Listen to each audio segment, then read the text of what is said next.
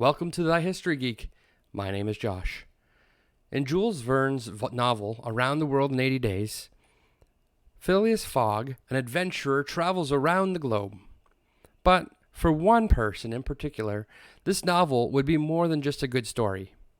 In this episode of People of the Past, we talk about Nellie Bly.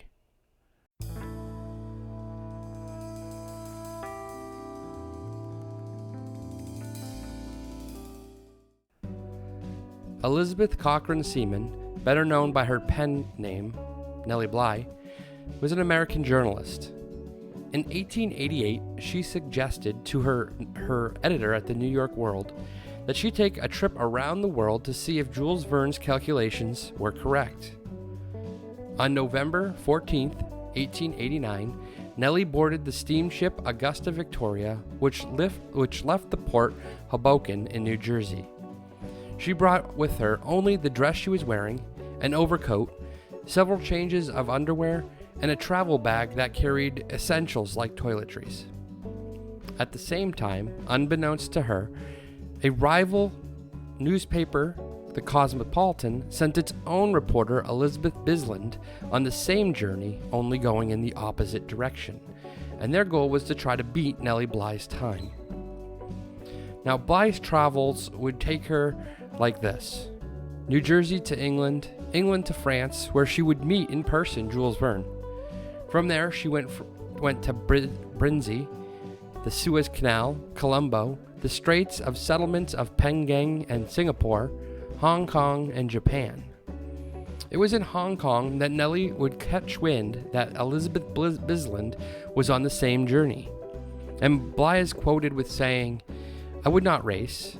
If someone wants to do the trip in less time, that is their concern." On her journey, she traveled by steamships and trains. She faced many setbacks due to the weather. Some of these setbacks had her traveling to places that she did not originally plan to travel, including a leper colony in China. And in Singapore, she even purchased a monkey. On the entire trip, she would send back telegrams to her editor at the New York World, who would publish articles in the local in their paper about her adventures and keep readers interested. In the last leg of the journey, Nellie took a steamship from Japan to cross the Pacific to San Francisco. She arrived to San Francisco in January 21st, 1890, which was 2 days behind her planned schedule. The owner of the New York World, however, booked her a private train from San Francisco to Hoboken, and she made it back to New Jersey on January 25th, 1890. Nellie Bly had set a new world record. She traveled the world in just over 72 days, which is 8 days better than Jules Verne's Phileas Fogg, and 4 days better than her rival, Elizabeth Bisland. In 1895, Nellie Bly settled down and married Robert Seaman. She passed away of pneumonia on January 22, 1922, at the age of 57, and was buried in the Woodland Cemetery in the Bronx. While Nellie Bly was the fastest person to travel around the world, her record would not stand long. Jules Verne's novel stirred around the world in 80 days mania. In 1892, George Francis Train would circle the globe in 67 days, breaking her record. By 1913, it was being done in 36 days.